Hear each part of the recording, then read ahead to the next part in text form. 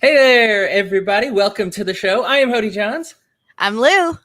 and this is Enemy of My Enemy. Don't worry, Brian is coming. We will have our left, right, and center libertarian voices represented for you today. And this is probably one of the best episodes that we can have left, right, and center voices on because we're going to be discussing intellectual property.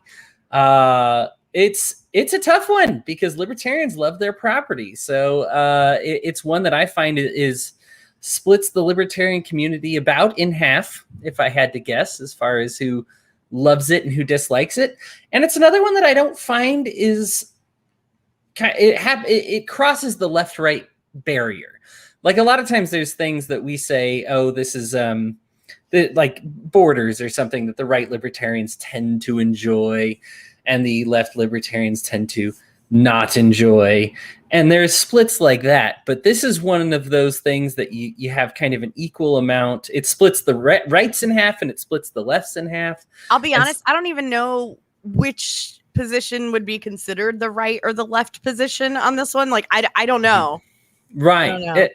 Fantastic. And it makes sense because even when we were talking about in the chat, we got some very fervent responses.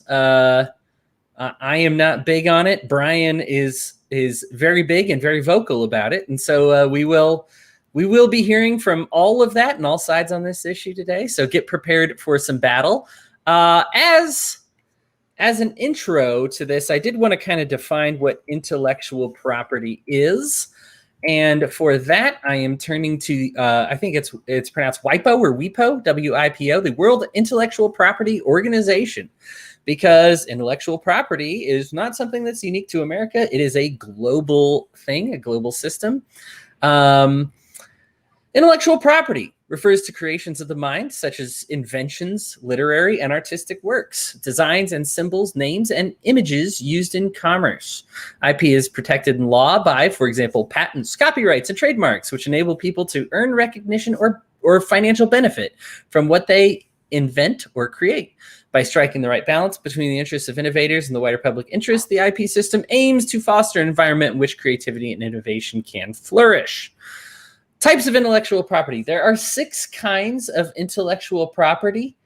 There is the copyright. The copyright is what a creator has over their work. It takes care of things like books, so you don't duplicate a book, music, paintings, sculpture, films, that'll fall under copyright. Then you have the patent. The patent is for an invention. It gives the owner the power to decide how the invention can be used, when it can be used, and who is allowed to make or create that invention. There's the trademark, which is a logo to say like, hey, this product is a product of me, and I'm symbolized by this trademark. The trademark is the equivalent of what a signature would be on the copyright. There are industrial designs that is also protected under copyright. Big one here is infrastructure companies here in the United States. If you have a nice house floor plan that you've designed, other people cannot use that same floor plan. Geographical indications. So that is like made in China, made in Italy, made in Japan, made in Taiwan, made in the USA. For those who are getting bombed on us, that's what it says on the sides of all the bombs is made in the USA. For those who are buying normal stuff here in America, it's probably made somewhere else. And that is the reason being for that is so that you can, the reason it has to be protected is so that every person can't just say, hey, this is made in the USA if it's not. And then you have trade secrets, and that is another IP thing. So if it's something about how something is used or made and it's not disclosed publicly, if it's, for example, how to make a car or, people can see, what would be protected under the patent would be the end result of the car. But if there's a process involved in making it, saying like, well, we have our, oil fluid, or when we're making the car, we melt it to this temperature. And so you would say that's a trade secret. You can't share that recipe for how to make the frame of the car with another competitor. So those are the 6 different kinds of intellectual property. And I rather love the concept of property. As a capitalist, I rather love the concept of individually owning property. I'm even big on saying, hey, if you write a book, are other people allowed to write the same book and pretend it's theirs? No, I don't like that. I like it being your book. That being said, much like any other issues, I am questioning on whether I want the government to get involved in it or not. Lou, give us your thought on intellectual property. Well, I really, until very recently, like I never really had a strong opinion on it. I was kind of like, like it was more of a don't be a dick kind of opinion, don't steal someone's idea and take all the credit for it. Like that's not cool. But at the same time, you have things like, I think the big easy example is Mickey Mouse, right? Like the Disney stuff. And so in talking about what's public domain and what's not, and how long something can be trademarked or copyrighted or what have you, like there's a lot of intricacies there that like I don't understand and I haven't gotten into. So like I'm not going to speak to things I don't know. But in my big career shift as a tattoo artist, I've actually come across this issue quite a bit. And, there's a segment of the population of tattoo artists that are very much like, you can't steal someone else's artwork. And while I tend to agree, don't be a dick about it, the reality is when you work in a tattoo shop and someone comes in and they show you a picture they found on Pinterest and say, this is what I want, and you're on a time crunch because you've got another appointment and this, that, and the other, like you might be able to change some stuff or, something like that, but it's generic on Pinterest. Nobody even knows who the original artist is because it's like all over the internet and it's been done 1,000 times, and people complain about stealing someone's artwork, and I think that's a little absurd. Obviously, if you're an award-winning tattoo artist and you've done this amazing hyper-realistic sleeve and someone tries to do the exact same thing, like for one, it's never going to look like yours. It's just not. So I don't know. For the most part, I think it's really silly unless it's something that you're like actively making a profit from or an income, right? So like currently Marvel, let's say, they're actively making shows and movies and putting out products and things like that. In 20 years, when that stops being a thing where they're actively creating new content for the Marvel universe, it should become public domain. Like songs like, what is it? Old Lang Syne and I don't know, like Happy Birthday and a handful of others. Yankee Doodle, folk right. songs, sure. Yeah. Yeah, Camptown Races. Exactly. Yeah. It's all open domain and for the most part. Some aren't for really silly reasons. The other one that I connected with personally, I have a handful of medical issues, one of which years ago I was diagnosed with narcolepsy. And one of the biggest issues I have is like I'm really tired all the time. And so I was prescribed a medication that was not a generic. Like you could only get the original like name brand from that company, and it was ungodly expensive. And I waited a decade before that patent was like released and other companies could make a generic. So I went from paying like $1,300 a month to $20 a month for the same pill. Like, so I don't know that I really have a whole lot of an opinion on a lot of it. Like, just don't be a dick. If it's going to hurt someone financially, don't take their stuff.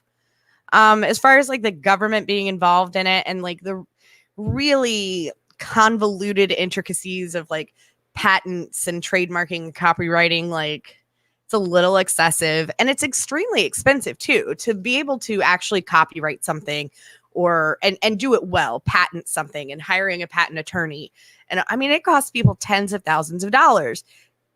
That doesn't seem right either. Like, if you came up with a great idea and you want to patent it, like, why? It just seems silly to me. I don't know. That's where I stand on the issue. And I don't have a clue if that's left, right, or center. As we said, this one kind of is not really confined to a box, but like, right. Yeah, I mean, I agree. Obviously, not being a dick is just good for all. We could talk about any subject, and right. and that's a good starting. That's a great jumping off point. There is not being a dick. The issue I have with intellectual property is much the same issue that I have with regular property, in that even though I am big on individual property, as soon as the government gets involved with it, they're going to screw it up. They have incentives to screw it up. They're in bed with the wrong people, and look no further than what's become, because let's not treat intellectual property like some hypothetical. It is currently. We are working in a system of intellectual property where they say this is to be bought and sold, and whoever it may be. I'm so glad you shared your medical example, because you have personal experience with this. We experience much the same thing with our family. We have somebody who is on an opioid, and there is a patent given for each level of the opioid. You know, we say, Sam, welcome to the jungle, buddy. We'll get to you in just a sec here. I'm giving my crazy opinions on this. I actually don't know where Sam stands on this, so this should be interesting. Sam, if you want to mute yourself just while Hody speaky, because I am great. Okay, thanks, buddy. It's much the same issue that I have with the concept is that if government would do it right, I'd love for them to be involved with property and protecting people's stuff and making sure people have individual ownership over their property. But that's not why they get involved. Ultimately, they get involved because they want a cut of things. They want a slice. Lou, you mentioned some of these things. They're very expensive. So when I talk about this medicine, when it says, okay, you get a 35 microgram dose. Okay. There's only 3 companies, I think, that can make opioids, and only one is allowed to manufacture at each dosage. So each dosage has a patent, and each one is a monopoly. So if your doctor writes you a prescription to say, hey, I'll give you a 70 milligram dosage for your opioid, there's only one opioid that they can get. And that opioid is sometimes I shouldn't say sometimes ludicrous. The opioid is oftentimes ludicrously priced. Something that's way more than the cost of making it. We can even see in countries that don't regulate it this way. Every country has some regulations, but countries that don't have a patent on it can sell some of these diabetes medications for like $20 a month, and for a monthly dose. And then as soon as we get a patent involved, it's like, well, that's going to be $25,000 a month. And it's why is that expensive? Well, you had to bribe a politician first to give you the monopoly. And then you had to, bribe the FDA to maintain that monopoly and all these other things. And so like the concept behind intellectual property to me, and we do have Brian here as well, who is going to be our pro intellectual property guy. The burden pretty much is going to the bid already. And I'm sure that Brian would take issue with a lot of the issues that I have. My question mostly to him and other intellectual property supporters is, much like the government in general, how do you fix it? And a lot of times for me, it's just get the government out of it and hope for the market solution to do better. I absolutely understand. In fact, let's look at modern day equivalents of intellectual property violations. Go to China or a place that holds a lot of debt from the U.S. because that makes it so that the U.S. can't do anything about it. Otherwise, they'll cash in on your bonds, and they've got Harry Potter books, that aren't actually Harry Potter. They've got the SpongeBob supporting like the Confederate flag. I mean, you just the goofiest, like wackiest, and they have no problem doing it, ripping off Star Wars. And I understand that's not something you want for your product. You say, man, I spent a lot of energy. You mentioned Marvel earlier, Lou. I spent a lot of energy building up Superman, and these guys over here tuned Superman into like this abusive drug addict or something. And that's not the way I wanted Superman to be portrayed. I wanted him to be clean cut and wearing a tie and all these fantastic things. And they've messed up my canon. Now, to Marvel, you kind of messed up your own canon. I'm sorry, guys, as far as Superman and all that goes. I mean, Isn't Superman DC? Superman, I think, crosses both at some point. There's and then there's the Dark Horse comics, and then you got you know what? There's so many different, like, which Spider-Man is it? Which Superman is it? I just, and this is part of the thing, is there ends up being multiple Superman and Spider-Man anyway. So for me, if somebody chooses to abuse it, well, if you're doing better, then you're going to do better. Your tattoo example, Lou, is fantastic, because it's like, listen, I could try to duplicate that guy's work, but it's not going to happen. You'll notice with world famous chefs, they have no problem giving you the recipe. I've used this example before on the podcast. I will do it again. They have no problem giving you the recipe because nobody can execute it like they can. Yeah. It's just different. Their restaurant is still going to be sold out because nobody can do what they do, even if they have the knowledge of the ingredients. And that's part of the talent. I do crush some Gordon Ramsay eggs. I just have to. Okay. Well, unfortunately, he put that on YouTube, and so that's now public property / YouTube's property. So, which kind of goes to show how convoluted this is. But for me, it is currently abused to death. The patents are ridiculous. We are looking at people that have been bankrupted by the system to the tune of hundreds of thousands of dollars if they don't have insurance. Another area that intellectual property kind of dominates. It forbids people. I think it's funny. I read off the website that their whole big is balancing innovation. There's no balance in innovation. Innovators are absolutely punished under intellectual property laws with wanton, like, I mean, you've got like one creator who will be an author and of course, get their property protected like a little bit, but at the expense of paying these people hundreds of thousands of dollars. And so what happens is the people who can afford to pay for these patents do fine, and the people who can't, you have thousands of ideas just thrown out. And sometimes they'll just outright reject your copyright or your patent or whatever, even if you qualify for it. I mean, and so it's like, well, why did you do that? Oh, because this entity in charge, you didn't pay them enough money. You didn't bribe them enough money. You didn't pitch it to the right people. And it looks like all you stand to do is make money, and you're going to make it. Hey, guess what happens if you pitch something that counters pain medication? That's not going to get approved. That's not going to be approved for sale. And intellectual property has a lot to do with that. So I don't have a lot to say. I guess I do have a strong opinion that I very much dislike intellectual property. I understand why people want it. At least I feel like I do, but I'm sure our next two contestants will have a different view than me on this subject. But I'm open to being educated on how you would hope it would work I understand not everybody's an anarchist like me, but I would even want to understand in a minarchist world how you prevent this kind of thing from being abused the way that it has. And I just very much do not like intellectual property. But as I said, I'm open to having my heart changed on this one. Sam, you were up next, so I'm going to let you drop some knowledge on what you feel about intellectual property. Go ahead, buddy. Oh, well, let's see. First is like the principled approach. So, I mean, if we believe it is actually property, then it shouldn't expire. Just like all rights, your rights shouldn't expire. So I don't think ideas are property. You don't own the ideas of another person. The only reason for private property is it's the best allocation for scarce resources. Ideas aren't scarce. You can populate them. They're just not scarce. And ideas are built on ideas, and those ideas are built on other ideas. For the government to grant a monopoly on one idea and a long string of ideas is insane. It only stands to hinder progress. So imagine if someone had a patent on the wheel, like if we were still paying every time we used the wheel, or and if you sort of just go back in time and sort of, if you put things in an extreme, it usually kind of makes it a little clearer. But like, if someone invented the wheel and then another guy wanted to invent like the cart to go on the wheel, like would that help with progress, or would that hinder progress? And how much farther back would we be if we just arbitrarily just said, okay, right here, right?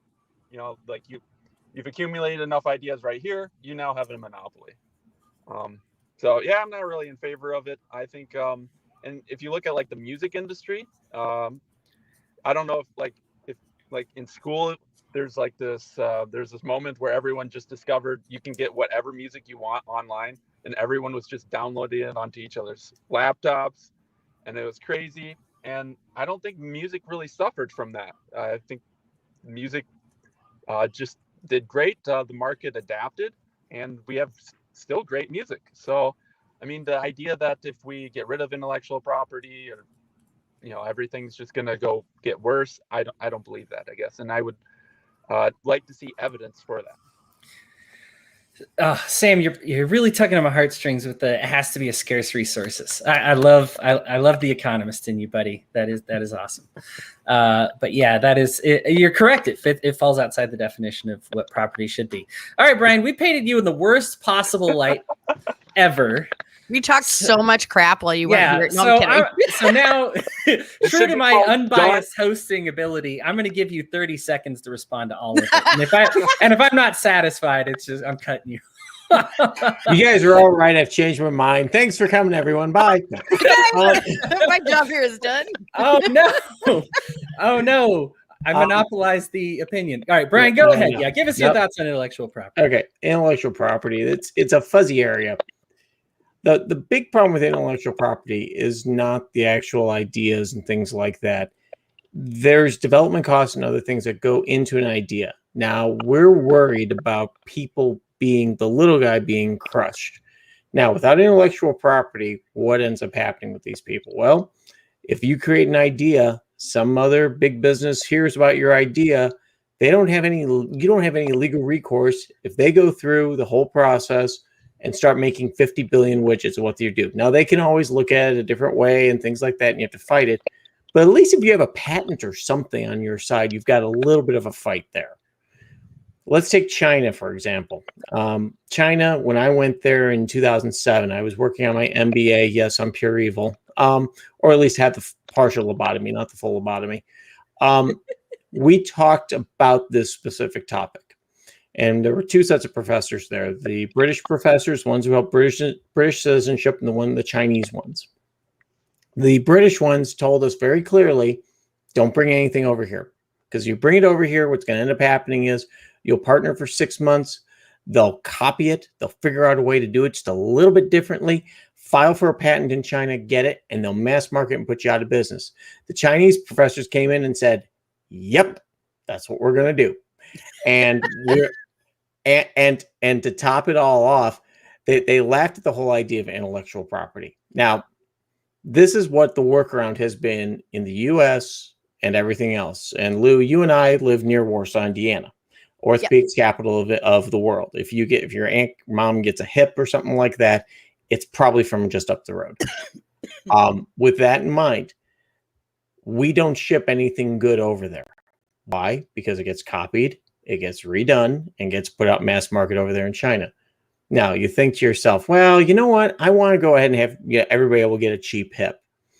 The problem with the cheap hip, and this is what's going on in China, is that cheap hip doesn't last 20 years. That cheap hip lasts 5, 7.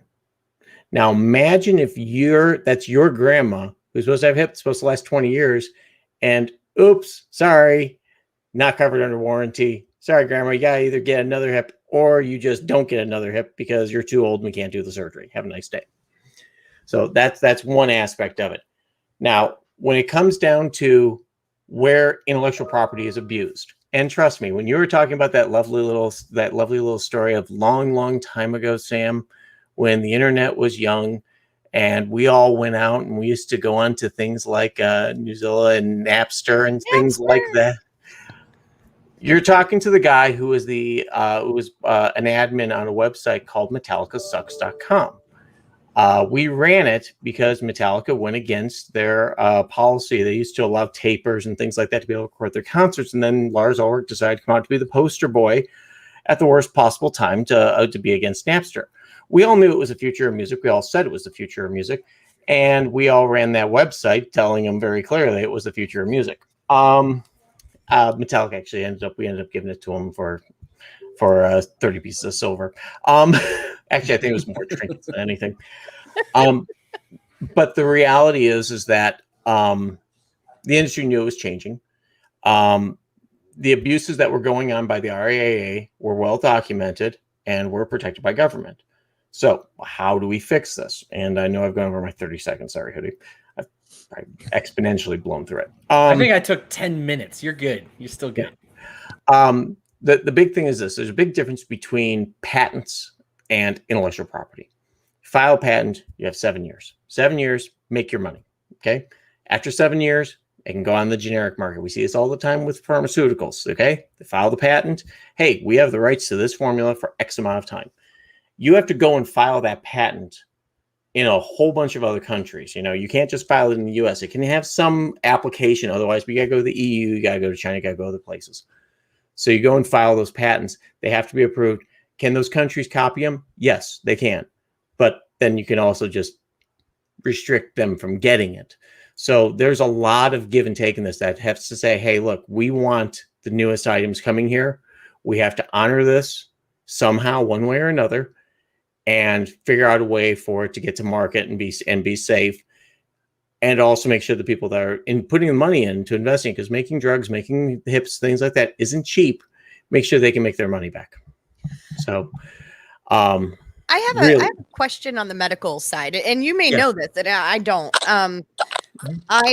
Before you were on, I was telling Hody about a medication that I was on that was under patent, and then they continued to renew their patent. Right. And it was in my, the time I was on it, it was 10 years, but I want to say it was closer to 20 years. They had a patent on this medication. It was $1,300 a month. That's ridiculous. I can finally get a generic now. Yeah. That sucks. Yep. It does. And it's insane. And it's terrible. Yeah. And I think that that's where the patent abuse and the intellectual property abuse comes into play. If we are allowing companies to abuse it, the 100-year-old Mickey Mouse story, okay, now we're 100 years past when he's dead. We're 5,000 years past when he's dead. This is where we start talking about, well, they patented the wheel, they patented this, they're going to equal, there's a point where we have to have a demarcation line and say, look, you invented this, you better have made your money by this point, because after that, people should be able to go ahead and make it better. I do think that applies to pharmaceuticals. I think that applies to pretty much everything. I do think, like the Harry Potter storyline, how long did it take for the Harry Potter movies to come out? It took more than 7 years. How long did it take Star Wars? Jesus Christ, George Lucas ruined my freaking childhood. It took way more than 7 years. Now, there can be an argument made that while the author's alive, they should be able to reap some of the benefits. But, there's a balancing point we have to come to as a society and say, all right, after 20 years, guess what? It's free reign. If I want to write Star Wars porn novels, George, you can't sue me. Have a nice day. That's funny. Disney actually tried to sue a tattoo artist for doing a Disney themed tattoo, and they lost big time. I don't believe you're allowed to use the term Super Bowl unless you've gotten express written consent from the NFL. No, and you're not. And so and I know that that's one that they actually will they'll follow up on. Oh yeah, even individual, you put on a poster that's come to my Super Bowl party, and if they see it, they'll, even if you're just a neighborhood barbecue guy, they'll. That's why so many are the big game. Well, as long as you don't charge money. If you charge money, that's where things cross the line. If you don't charge money, if you say, come to my Super Bowl game, no admission charge, and bring BYOB, whatever, they can't touch you because it's personal use. And that's the difference also with intellectual property. If I go out and write a Star Wars novella that has Han Solo finding out he's force sensitive and that he can suck Leia's brains out with bendy straws or something, I've just crossed 3 different storylines there. Still better than the prequels, honestly. Still, well, I mean, anything's better than bad. Yeah. Oh, and it's been Brian Lindsay's going to jump on here in a minute.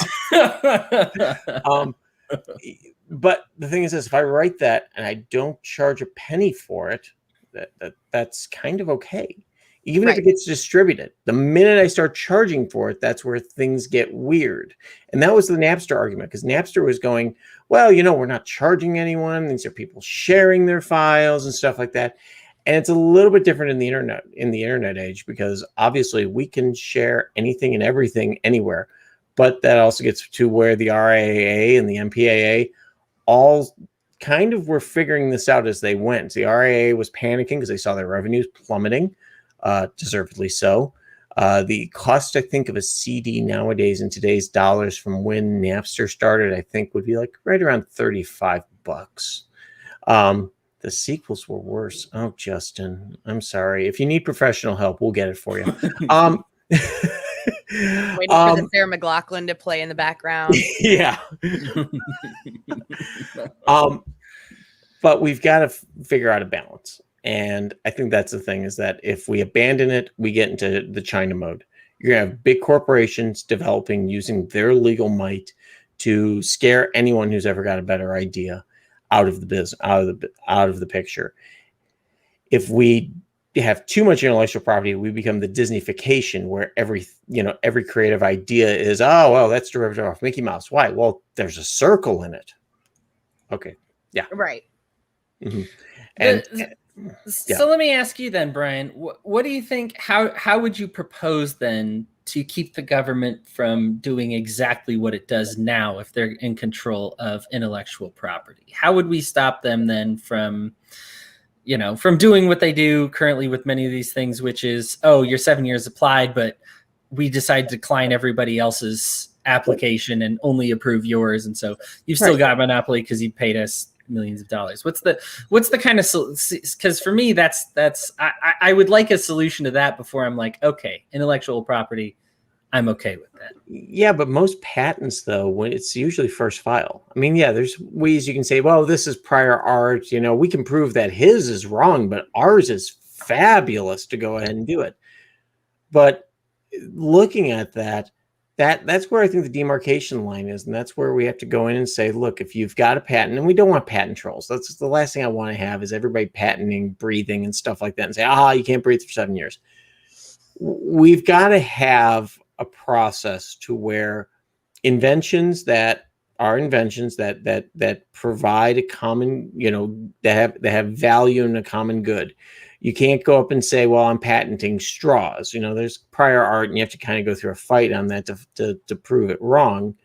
But it's unfortunately the best system we have right now. I would love to see a system where there's no extension after 14. In fact, I'd prefer to say, like, it's a no at 7, after 7 years, and I could say intellectual property of like storylines and stuff like that. Maybe give that a 14. But like I've invented a new type of windshield wiper. Great. 7 years, make your money. And then guess what? It goes out into public domain. Yeah. So again, though, how do we stop them from saying, okay, your 7 years are up, your 14 years are up. Mm-hmm. We're going to go ahead and renew that for you again, or we're so vote better, I guess. I love the idea always of like having in some sort of like, and excuse the term, suicide clause. If you do this, you all lose your jobs and pensions. Have a nice day. It's very tough to enforce, and it's very tough to work through. But the idea that, you know what, if you go ahead and do this, and it's like the Britney conservatorship and stuff like that, there could be cases you could make. You know what, we want to keep a patent on nuclear weapons because, we just don't want everyone developing one. I think that's wrong. And of course, you could build one if you have the right materials. Computer's far more complicated than a nuclear weapon. But the thing is, it's just that there's some things that we probably have to say, you know what, it's probably a good idea to go ahead and allow that to go to 14. But I would say it's definitely the extreme exception, not the rule. So I think what it is that it gets to burden on the patentee, not the patenter. So if it's like after 7 years, you got news here, you better come up with a heck of a reason why you should keep exclusivity. And I honestly think that the higher burdens you put on the person with the patent to say, hey, we really want to keep this, and we have a darn good reason, that's going to weed out a lot of it. So it's unfortunate to put it into a legal mess where you need lawyers and things like that. It really is not that hard to file for a patent. It's hard to defend it sometimes. And a lot of people look for prior art to kind of get your patent thrown out and get theirs approved. But then, of course, that gets to, all right, if you're, no one's going to file, no individual is going to file for more than, let's say, 12 patents a year. There you go. You get a person that invents it, and guess what? You get 12 patents a year. Pick good ones. It can also be pretty expensive, like hiring a patent attorney or those sort of things. And I do feel like sometimes that really puts it puts the little guy at a disadvantage. Absolutely. And I there's a big problem there. Yep. Not disagreeing one bit. But the converse of that is if they have nothing to defend it with, then you're just totally screwed. So, I mean, at least you've got a chance. And I can tell you personally, I've had family with patents that they've had to defend. They were obtained while working for large corporations. The corporation held the patent in the end. But the reality is that, it can be an expensive process, especially in a competitive environment. But in reality, I'll get to that in a minute, Sam. It still gets to the point that somebody has to be able to defend their ideas and have an ability. If all of a sudden tomorrow morning we go and say, we're going to go patent free, I got news for you. The innovation in this country is going to suffer significantly. Yes, the market will adjust. Yes, the market will. But there's a lot of companies that put a lot of money into this, and we can criticize how much money is spent, but then we can also criticize that, like for pharma and things like that, those studies aren't cheap. Anyone that sits there and says, well, we just go ahead and just, we'll kick back on not do as many studies and things like that. Guess what? You start missing stuff. And I mean, COVID is, unfortunately, we're all in a phase 4 trial right now. We're all the participants. If you got the vaccine, welcome to the club. But this is stuff that would be baked through in a 5-7 year trial. So Jacob, we have him on the call. You're muted right now, Jacob, but can you hear me? Are you here? Can Jacob you hear Daniel. me now? And now he's gone. Okay. Well, I happen to know he doesn't like intellectual property either. Yeah. So I'm going to make all those great points for him that he would have made if he were. I'm going to make all those great points. Oh, he's back. Jacob, how you doing, buddy? Can you hear me? I can hear you. I went to unmute and accidentally hit back. That was unfortunate. That's okay. That's okay. I meant to hit separation. I accidentally hit divorce. That's how my last marriage ended. It was the check boxes were so close. I was going to say that's a bad UI design, Yeah, it was they really should make that distinct. Unfortunately, there's a patent that regulates how close those buttons have to be. I'm not allowed to have different. It's probably a law, Hody. Let's be honest. It's not a patent. It's a law. Well, talk about a monopoly on documentation. Anyway, Jacob, go ahead and give us your thoughts on intellectual property for a few minutes here. Yeah, I mean, my thoughts on intellectual property is a lot like Santa Claus, which is like, I don't really know how to talk about imaginary things. Okay. No, okay, so I can give a little bit longer one, but I just needed to start with the coy one first. I mean, I understand the theory and the idea behind it, which is like we're trying to reward people for being innovative. And it's the idea of we want people to be able to make as much money as they can, at least for a somewhat like, some kind of period of time that society deems as reasonable to be like, for the first 3 years, 5 years, however long we want to decide on, the original creator of an idea should be able to solely profit off of it, and this incentivizes people to be innovative. And I get the reasoning behind it, but that doesn't, just because you can conceive of an idea and say, well, look, this idea in theory is supposed to incentivize really good behavior. Like, I get that, but when you label it intellectual property, like the whole entire subject we're talking about, to me, you're muddying the water of what property is. And I don't think that it's helpful, just from a pure philosophical standpoint, to call these things intellectual property, because the idea that we can own ideas, that we can own concepts, I just don't think is philosophically valid from any libertarian standpoint. I don't even think I need to put on my anarchist hat to argue against it. I could be a, you know, like a minarchist of whatever flavor. I could be an Ayn Rand objectivist. I could be a centrist minarchist. I still think my beliefs would be the same, that, you know, property is that which you mix your labor with in terms of things that are tertiary, things that are in the real world, things that are, you know, numbers, ideas, colors, concepts, patterns, and even inventions. I just don't see how you can draw a line that's consistent. And to me, like when you look at the things in our society today that are protected through the various forms of intellectual property that we have, I just don't see any consistency in them. It's like, why is this something that can be copyrighted and this isn't? And a lot of times, I think when we look at then, if we want to get out of the realm of the philosophical and just talk about, well, what are the consequences of these laws? I think they do a lot more harm than good. And I think that there are ways that in a free market we can incentivize people to be innovative that don't rely on this concept.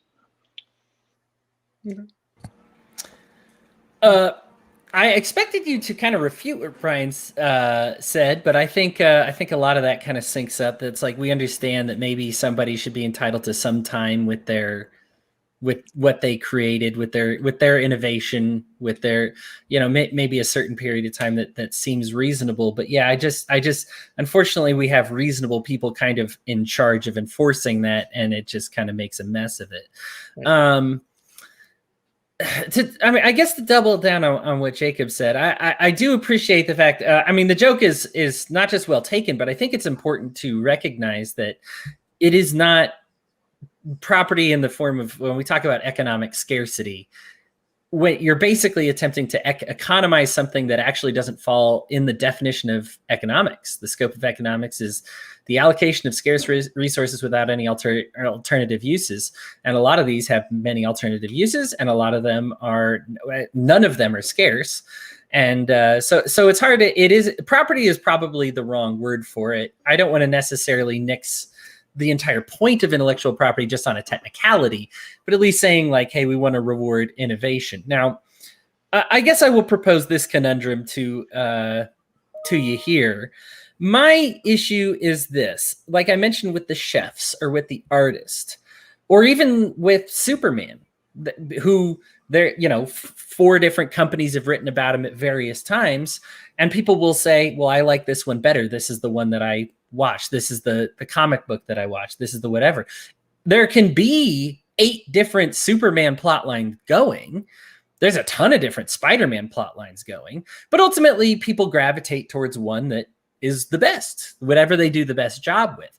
So I don't necessarily think that inventing the concept of Spider-Man, Superman, or even the blender, I don't really love it, because my thought is, if you make the best blender, then you made the best blender. You know, the people are going to get that one, regardless of what stamp you stick on it or who came up with the concept of blending things. If you've done it the best, then people are going to use yours. If you're the best chef, people will eat at your restaurant, regardless of how many people try to, you know, oh, I copied their logo and I stuck it on mine. Yeah, but people very quickly are going to be like, hey, that's the real Emerald Lagasse restaurant. That one that Hody John's opened up in his basement with like the string Christmas lights across the corridor. That is not actually an Emerald Lagasse restaurant. Like that is. But if you're smoking meats, I'll still come eat there. Oh God, you should have been here today. Pork loin. Oh my God. We did that a couple weeks ago. Yes. Well, I It's think fabulous. To piggyback off what Hody is saying, I mean, think about art. Like people aren't going to. Like, we don't need intellectual property laws for people to pay more for a legitimate Picasso drawing versus a fake one. Like the market takes care of something like that, right? People don't want to buy something like, or maybe they do. Some people might, but hey, I just want to buy a $30 replica of this painting. And then some people will be like, actually, you know, I want an authentic, something that's been certified to actually be done by the actual artist. And so, you know, I think that this applies to a lot of things. Like, you know, if someone blatantly ripped off Mickey Mouse and made like a copy of Mickey Mouse, but it was Universal or DreamWorks or whatever, and it wasn't Disney, a lot of people would be like, okay, well, I mean, that's not Disney. That's not who made Mickey Mouse. Like, people associate Mickey Mouse with Disney. So sure, they might make some sales, but I don't think that they would actually hurt Disney. But vice versa, if they actually made something that was compelling and people wanted to see, then Disney should just respond by going, oh, okay, so they're making stories about Mickey Mouse. Let's go out there and compete. Let's remind people that we invented Mickey Mouse. Let's make better stories with Mickey Mouse, push out the Mickey Mouse branding more. And Right. at the end of the day, the winner is the consumers. So I think there's ways through contracts and there are steps that inventors, authors, artists, musicians, there are things that they can do to kind of protect themselves and to help give them an edge in the market, that don't rely on patents and copyrights and things like that. And okay, I know this is a little off topic here, but I think one of my favorite things about copyright and that trademark and that kind of stuff is that there is an exception for satire, obvious satire. And so anytime we have the IP conversation, Mickey Mouse comes up, I always picture the South Park Mickey Mouse. Yeah. And I like that. The one so that God comes. bless whoever wrote the satire law in there. Oh yeah, that's been a lifesaver. And It really and the South Park guys have it's made my life better. Yeah. I'm going to hold up, and those that aren't watching it, this is one of my favorite IPs that's been preserved for eternity, and that's Calvin and Hobbes. I love Calvin and Hobbes. And I'm pulling out the Watterson art discussion. He has fought every commercialization of Calvin and Hobbes. He has, and not been evil about it, but just, hey, please don't do it. There have been great comic writers who have gone on and written little sequels, where Calvin gets married to Susie and things like that, and they have a kid, and then the kid gets Hobbes. It's beautiful. Now I have to go find that. It's tough to find because the guy took it down because I think he got a DMCA notice from Watterson. But that being said, Bill's still alive, and I understand why. Whenever I see the shitty Calvin peeing on a Ford Dodge Chevy thing, it irks me a little because I know that that's not what he wants. But I also know I would love to have a Hobbes to give to my grandson. Right. You have to hand make them. Remember, that gets back to the personal exemption here. So it's one of those things where it's a balance. And can you tell Bill after 20 years, you know what, you don't have the rights to that anymore? Right. It's a tough argument sometimes for me. I do think that there has to be, for something as beautiful as this, which needs time to develop. I mean, if you come up with an idea of, let's say, a storyline that needs time to develop, you aren't going to develop it in 2 or 3 years writing books and stuff like that. You look at some of the early novels like The Expanse and things like that. They need time to develop the character arc, and that unfortunately takes time. So you have to kind of give those guys a little bit of time before you start coming out with the, Calvin and Hobbes meets, Bloom County. Oh, wait, that's already happening last week. That was awesome. This connects to a point that I had made, I believe, before you got on about tattoos. Mm-hmm. And, people come in and say, you can't copy artwork. But then when somebody wants a tattoo, you give them a tattoo because whatever. Yeah.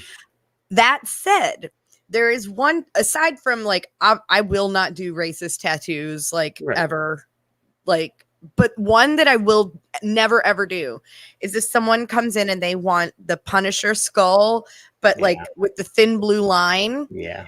When the artist and the author have specifically said that is so antithetical to the character of the Punisher. Right. And we're anti law enforcement in that sense.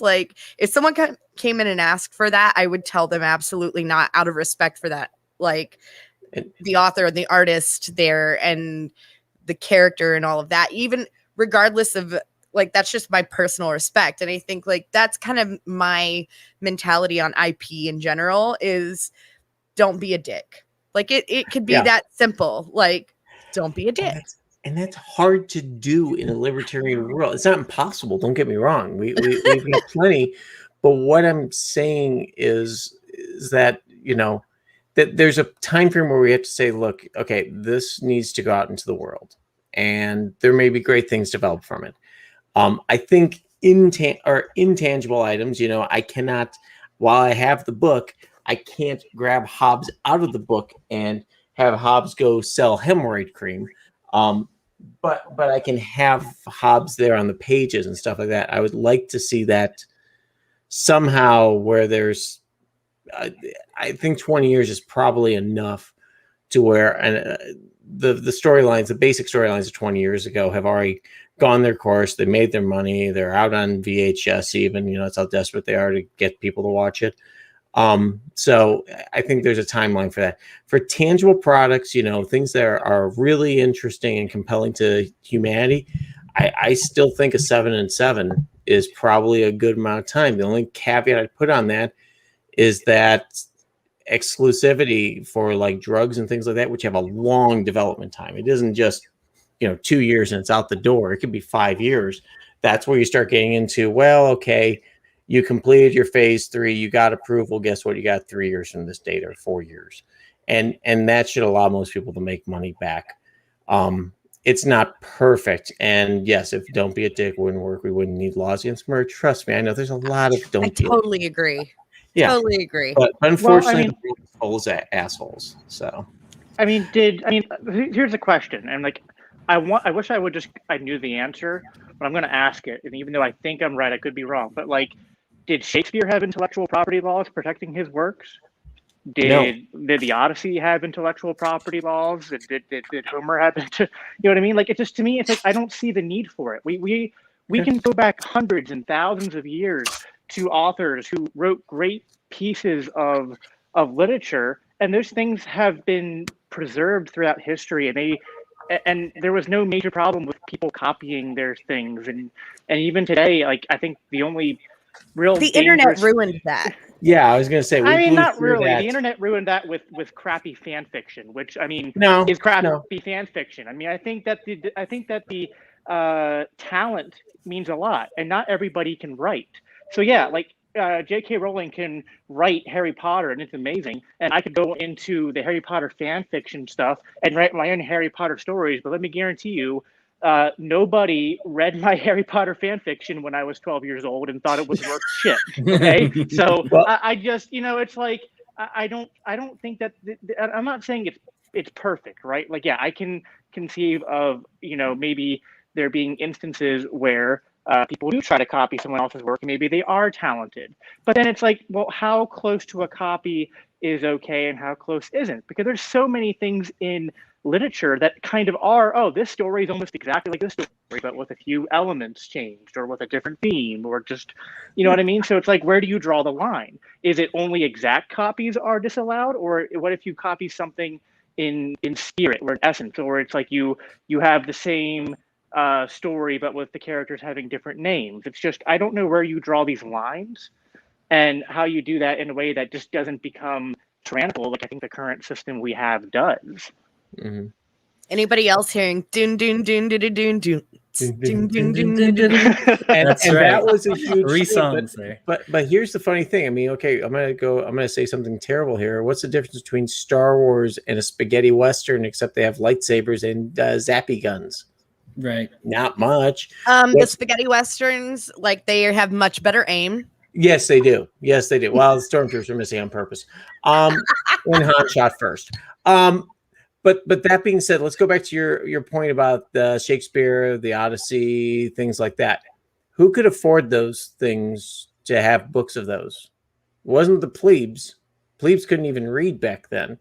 So if you're going to have Shakespeare in your life, you're going to watch it get performed by somebody, usually in London, because it wasn't exactly like, you know, Shakespeare was on a world tour because, you know, I don't know, dysentery and slow transportation.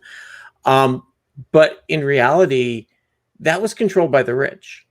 the rich were the ones that had books. Libraries were a thing that rich people had. They'd go out and show, look at my lovely library of books from around the world. That only cost me like $50 billion in today's dollars and probably cost about several hundred serfs' lives. But this is an awesome library. Look what, and I'm the only one that gets to read it. So we have changed things a bit. Instead of it being insanely expensive to have the Odyssey, insanely expensive to have something transcribed from its original language into a language that you can understand, which was also not cheap, and having it hand transcribed, having all of that was an expensive process. And comparatively speaking to nowadays, I can go on, whatever, Amazon, whatever else, and buy or download a book or a PDF or stuff like that. I mean, hell, we're suffocating in fan fiction. And most of it's terrible, but that's okay. I'd rather have 50 billion terrible artists than one good artist, because I got news for you. That's 50 billion. There's probably 10 million that people think are great artists, even though the rest of them are terrible. So,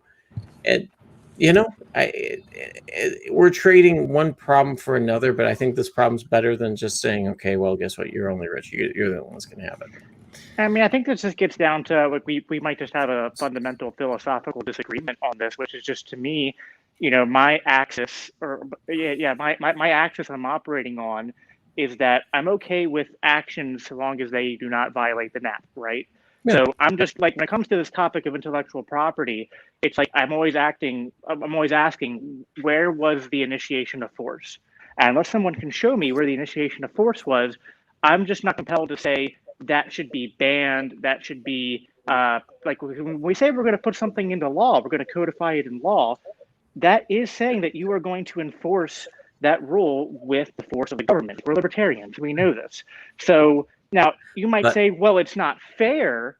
But to me, fairness is completely different from the NAP, completely different from libertarian ethics and views of property rights. We can say maybe life isn't fair sometimes, and we could wish, and we can wish, and not only wish, we can encourage a culture that tries to be more fair. But that's different. Like, to me, that's like, to me, libertarianism is a thin philosophy that talks about property rights, that talks about individual freedoms, that talks about the ability to act without being coerced against.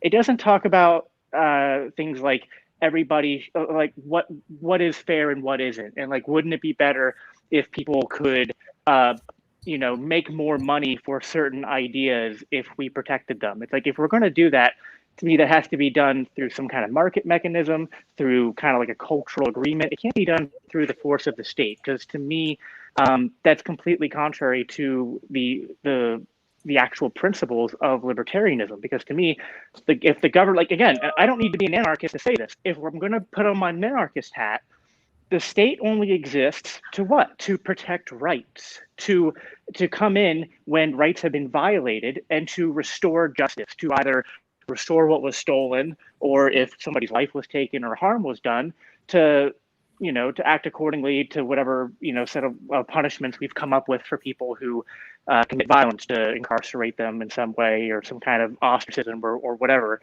But that's what the state is for. What I don't think the state is there for is to promote this idea of like what is fair, and to enter into the market and say, well, we're going to start, like, because to me, like, once we see that, we're so far off the reservation of what libertarian views on the economy are. If we're going to say the government should intervene to make things more fair, then we like why are you stopping at intellectual property? Why aren't you saying this for healthcare? Why aren't you saying this for other areas of the economy where things might be unfair? I need to see the consistency. Go ahead. No, Brian, I'm going to give you the kind of last thought on this before we head into the break. So go ahead if you just briefly want to respond to all. Jacob destroyed you. It's nice being on Jacob's side, but if you just want to try to salvage something here, really? No, I'm kidding. I'm totally kidding. I thought you just set me up to knock it out of the park here. Okay. Thank you, Odie. I mean, that's very kind of you. No, if you live in a true anarchist world, and even a minarchist world, you don't want everything can be defended by force by the state, one way or another. We've gone ahead and said some things are going to be protected by the state. in the world that you want, the anarchist world, where intellectual property is not a thing and people can go ahead and take your ideas and stuff like that, we can say, well, the market, and we're going to say society and things like that. The one thing I keep hearing from libertarians is, oh, I didn't sign up for that society contract. Where is it? I haven't signed this. It's the first thing libertarians say. Well, it's your taxes are just society's cost of like. No, we didn't sign up for it. So now you're going to pull the society contract? No, that's not real. So the reality is this: we can come up with a system that says basically, look, you've got a certain amount of time. Make your money in that time frame. We will protect your rights as long as that it is an original idea. You can't sit there and patent breathing. You can't sit there and patent a computer. You can't sit there and patent, look, Why? little lights on a Christmas tree. Why? Why? Because they're prior art. That's the whole point of a patent. Because you can go in there and say, this has existed for all of eternity. You're just the description earlier of the wheel, and say that I can keep that right for eternity. No, we've all said that's prior art. And that's the easiest way to take down patents, because you can go ahead and have some patent troll go on in. And I'm not the pure expert on patents, but I will tell you, it's not impossible to get a shitty patent thrown out. And there are private organizations who are dedicated to finding those shitty patent trolls and taking them out. And I love it when companies, big companies, stand up against the patent trolls, as opposed to just saying, throw them $10K in cash and make them go away because we don't want to spend the $500,000 or more defending their stupid patent. So I applaud those companies. If anything, if you're a libertarian, you should be buying from those companies. There's a list of them online, and I can put it in the show notes. Oh, really? Ooh, please do.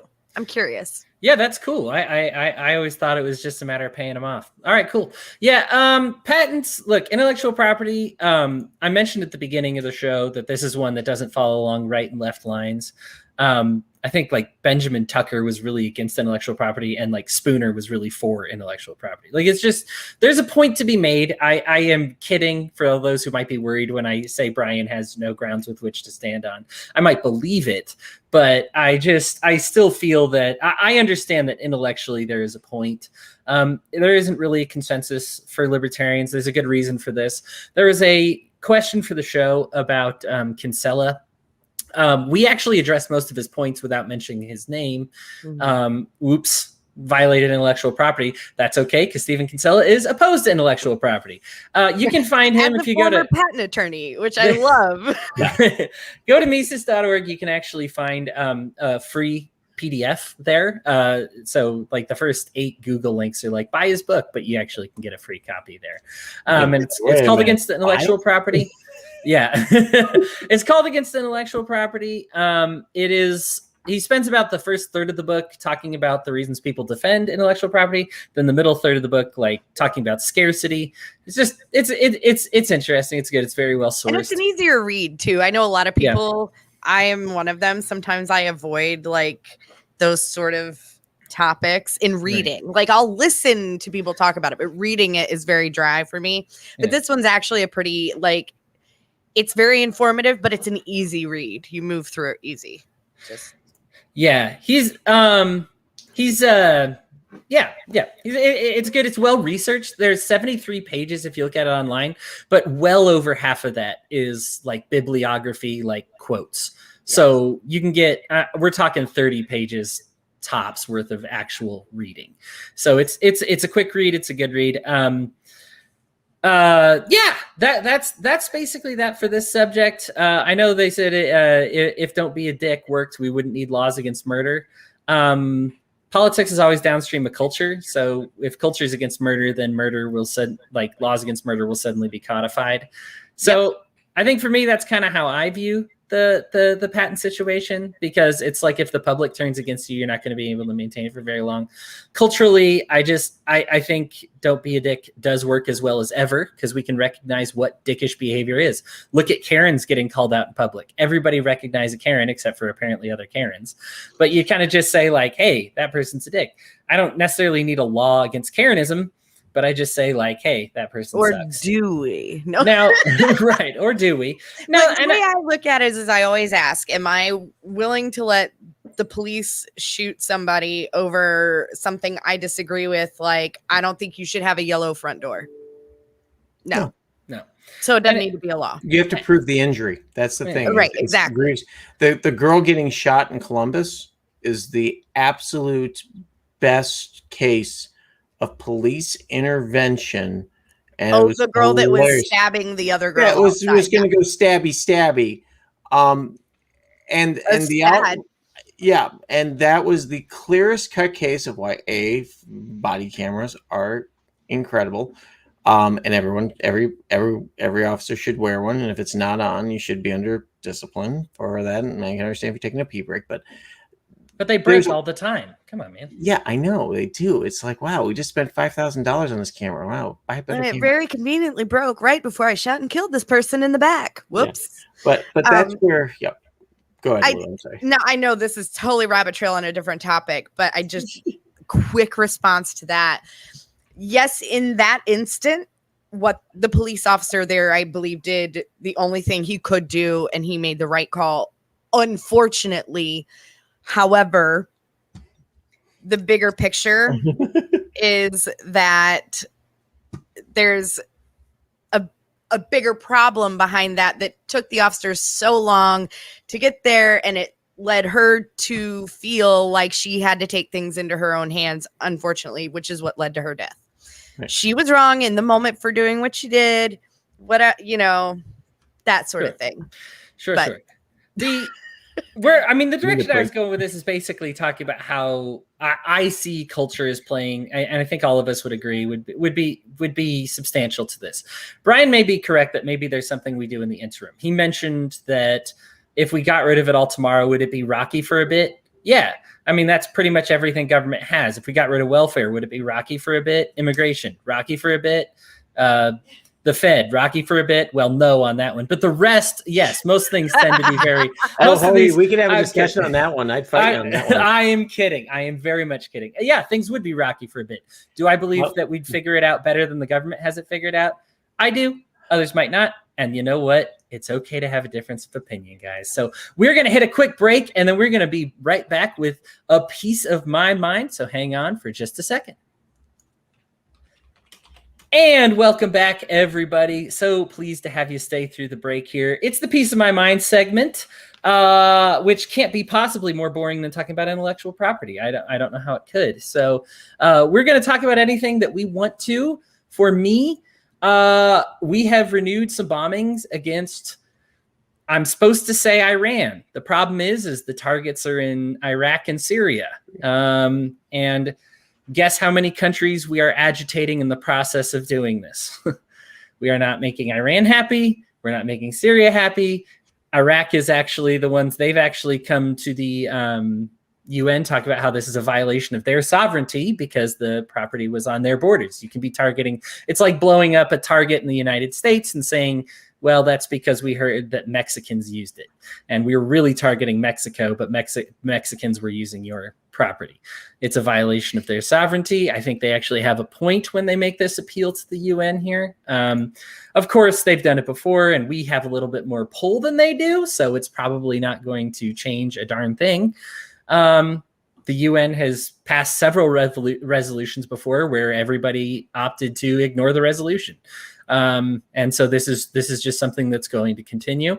We've had a whole war episode on this, and I don't know that I have more to add than what we've talked about in the war episode. This is just simply, it's a continuation of war. It's a continuation of agitating many, many countries. We already have reports that one child was murdered during these bombings, that we've killed people from all three countries, civilians. Our totals are currently something like 10, but we always, unfortunately, when anybody's read like the Afghanistan papers, is aware that we kind of discount a lot of people that had nothing to do with it and count them as combatants. But even by our own estimations, we have murdered people from multiple countries already, innocent people that are not part of the conflict. And this is just since renewing these airstrikes only less than a week ago at this point.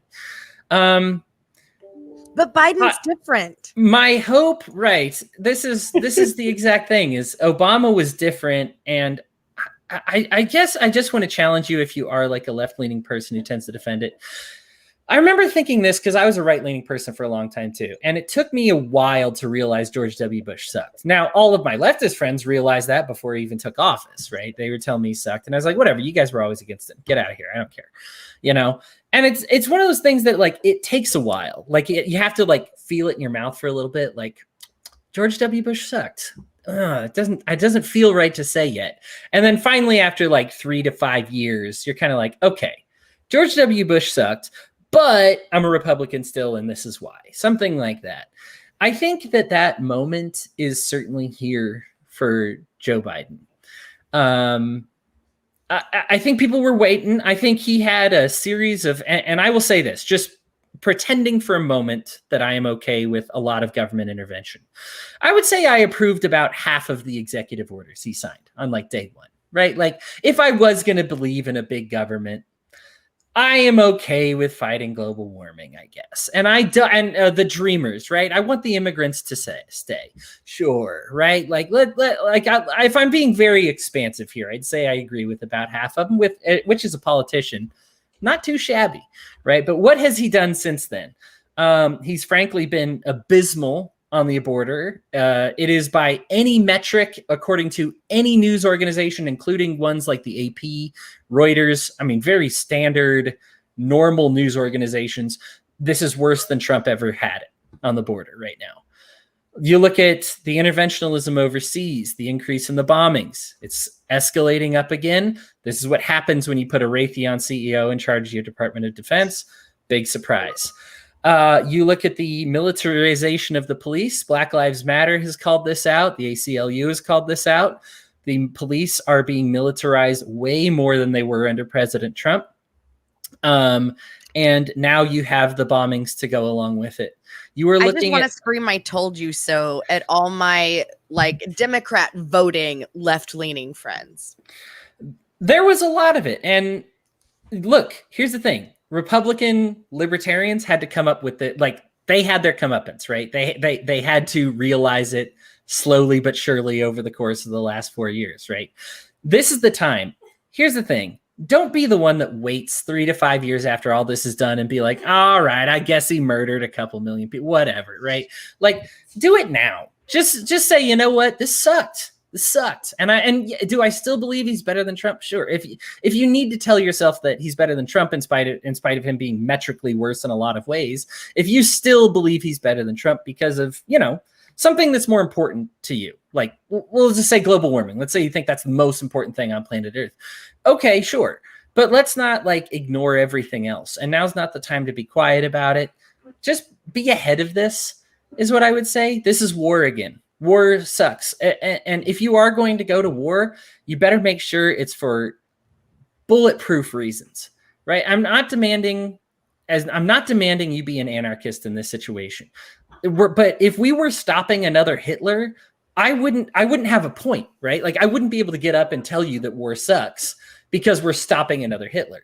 Unfortunately, what are we doing? We're blowing up like warehouses that a couple Iranians have visited in retaliation for a contractor getting injured 2 weeks ago. And we're killing innocent people because that's just collateral damage because they were in the area of the warehouse. Like these are stupid, right? These are stupid bombings. These are senseless. This is a waste of life. This will demonstrably make us weaker in the future. Like, I mean, it's just this is war that creates more war. This increases anti-American sentiment overseas.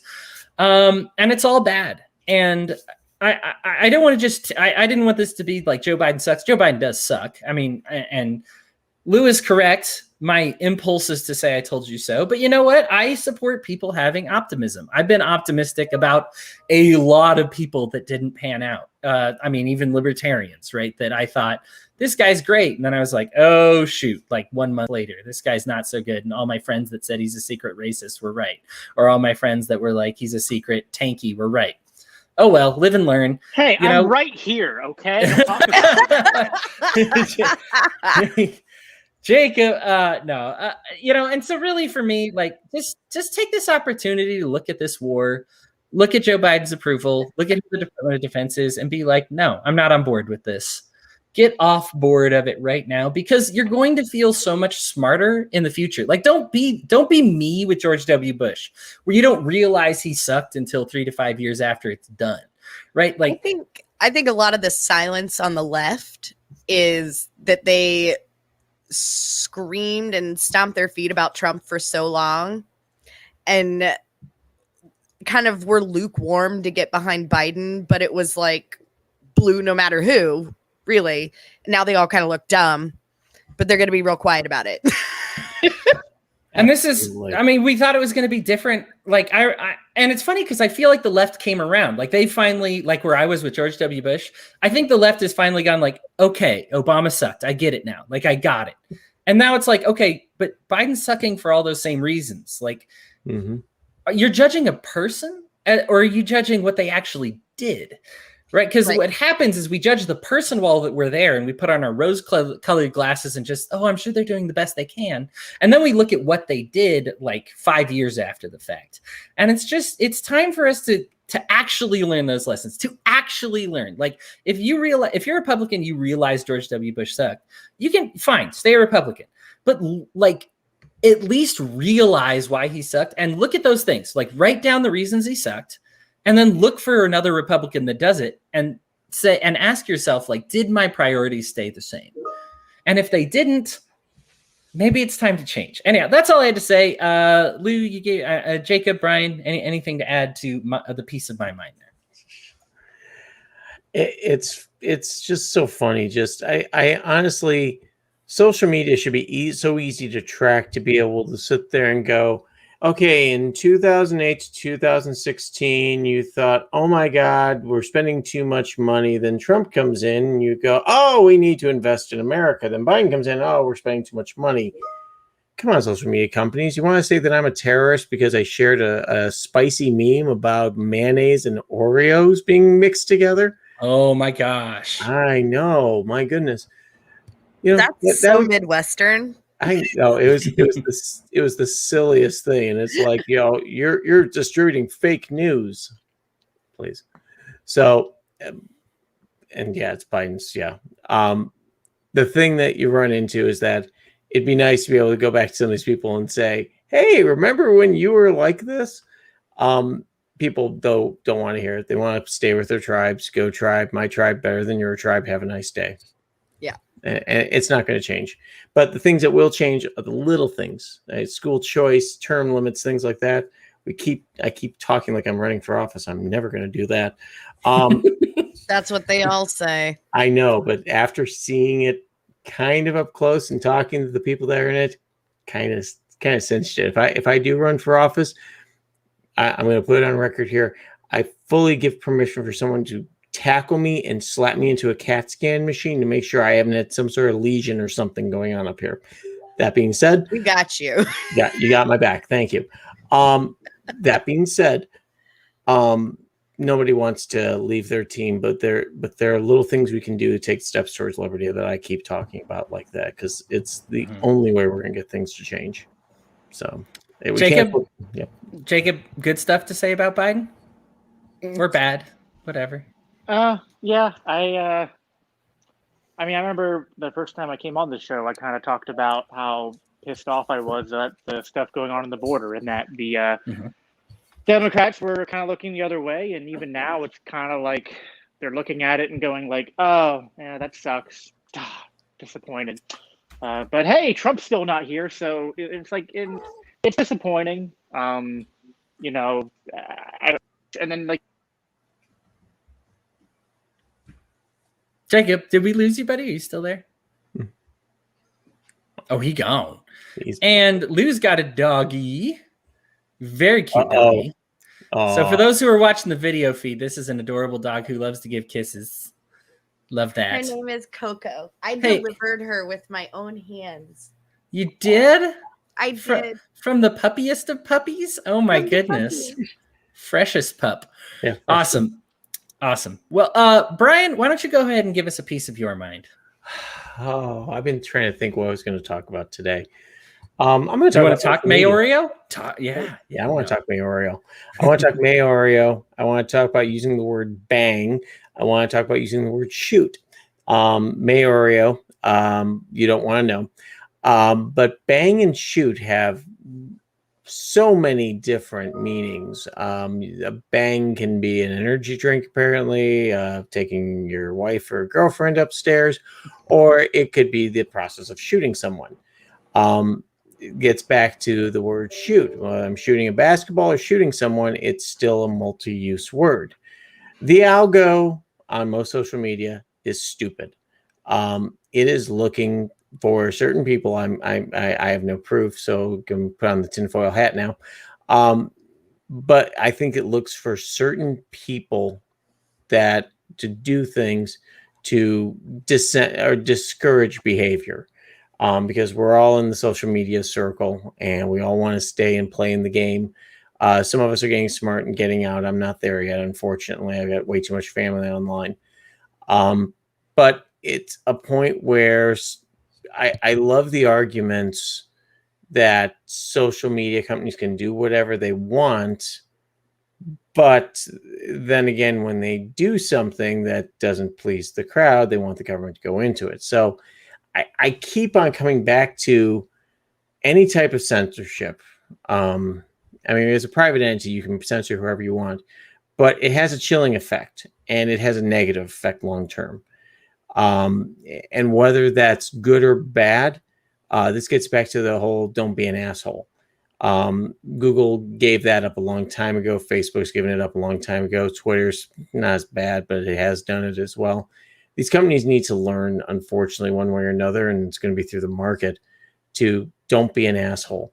If someone is being an asshole and is sharing views that are extremist, like school choice or term limits, God forbid, we don't want to scare the plebes with that one, then just, have those people say, hey, I don't want to see your posts, and be able to click it. It's not that hard to click the ignore button. We know we wrap it up and, I'm being cyberbullied. I'm saying every time I said, why do you want the interaction then? Just click the block button. And if they come back, block it again and keep blocking until there's no more blocking available. Sometimes that's not realistic that people can, go in and get hundreds of others to brigade against your ass, but that's rare. But I think in those cases, we have to kind of tell these companies, stop being our nanny. Start letting us do the things we want to do, especially say things like going full South Park with China and say terrible things about the Chinese Communist Party. The people of China are wonderful. I met several of them. They're absolutely wonderful people. The party is tyrannical and probably the biggest threat to freedom on this planet. But if you say that in the wrong place, the wrong thing, it'll get blocked, banned, whatever. Don't go on Disney. Dear God, don't say China sucks on Disney. All our Chinese viewers suddenly blacked out for some reason. Yeah, exactly. This podcast suddenly got deleted. I didn't say that he looks like Winnie the Pooh. I didn't say that the guy. I didn't say that at all. So for those who are, Brian kind of alluded to it, but if you algorithm is stupid. Von Sparger, member of the We're Libertarians network, is so big on how dumb algorithms are, and I think it falls into the kind of libertarian idea of why rules and laws tend to be stupid, because you make this broad sweeping thing and then it gets applied poorly. If you say bang or shoot, was it shoot. There's just kind of an automatic your post goes against our community standards, this is a strike against you, we'll see if you can appeal it. So if you shared a recipe, one of my favorites, for bang bang shrimp, suddenly you get a thing saying, hey, you're a violent extremist. Hody, you sharing recipes for bang bang shrimp, or, hey, shoot your shot. When I say, you miss 100% of the shots you don't shoot. Oh, you said shoot. And so now you've got a strike on your account and you might be a violent person, because algorithms are stupid. Genuinely. I'm going to add one more thing to this, because I think Brian summarized it clearly. These things are dumb. Just for a fun tidbit, did you guys see that Coke was letting you put messages on bottles? And of course, they have an algorithm to filter out hate speech, which is great. We want to filter out hate speech. So you could not put Black Lives Matter, automatically censored out, filtered out, but you could put White Lives Matter. And so that is a real thing. Go ahead and look that up. That's Coca-Cola with their custom bottles. If that's not systemic racism, I'm not sure what is. Yeah. Oh Wait a minute, my they're going back from the stop being white, so now they're just going full white power. So. Right. They're like, yeah, we did the Oh my anti-white God. thing, so now we got to do a lot of white kissing. It's kissing reverse up, so. reverse racism. Yeah. How many negatives can we hit in front of there? But yeah, you're right, Brian. Jacob, since we've got you, any thoughts on censorship?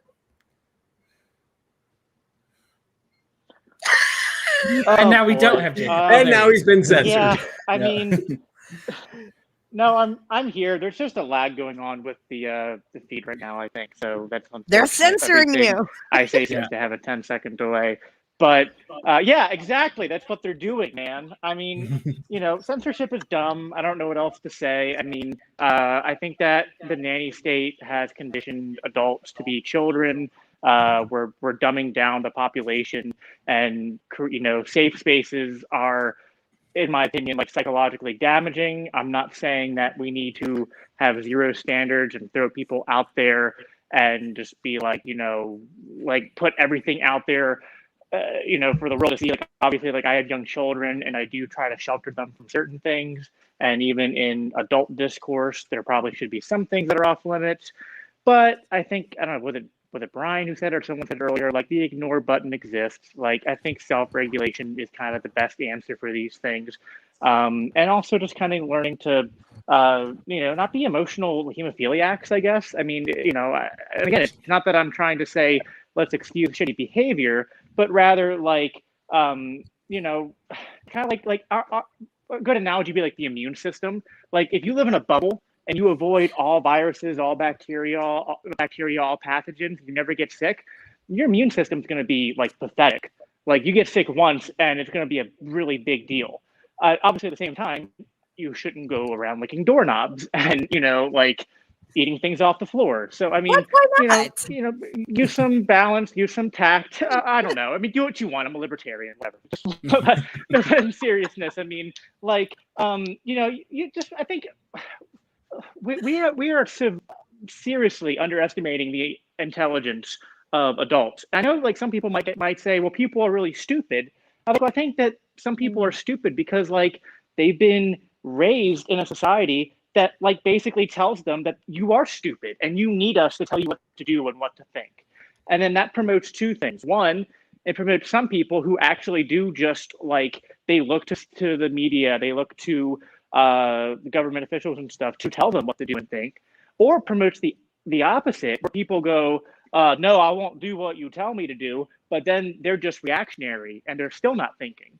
So, Where have we seen that happen recently? I mean, that's the moral. That's the whole moral of my speech here right now is we just need to think. We need to use our brains and, promote a society that raises up children and then encourages adults to think for themselves.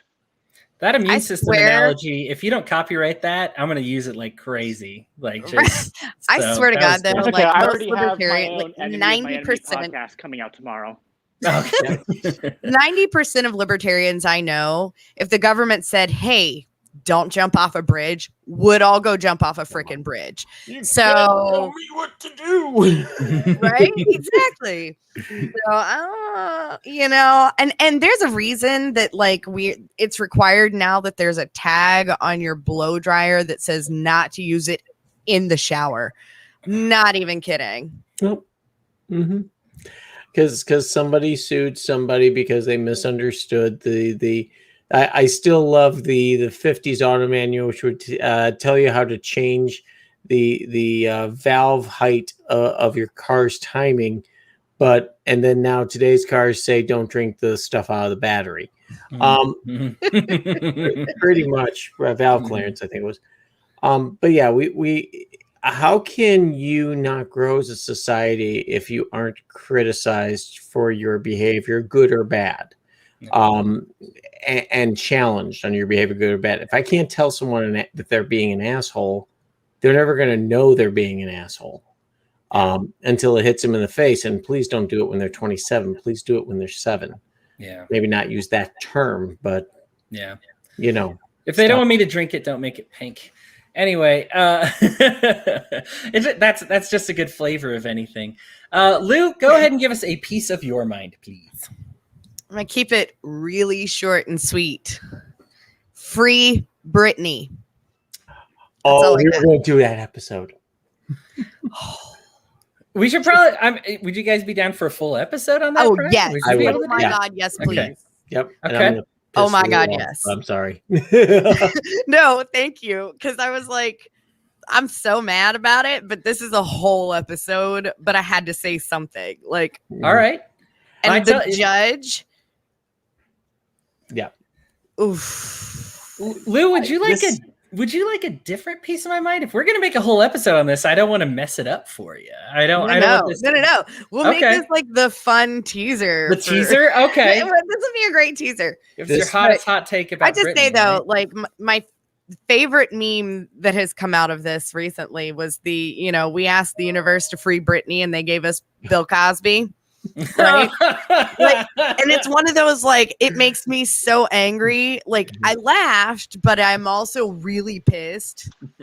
Like, the dude got cut loose on a technicality after he admitted guilt. Yeah, but he was Cosby got out because he was offered a deal of immunity with a prosecutor. Now, his lawyers were stupid not to get it codified. But because he was given that impression of immunity and had reasonable rights to believe he was under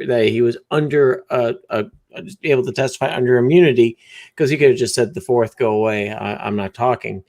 Because he was believing he had that, he had his constitutional rights screwed up.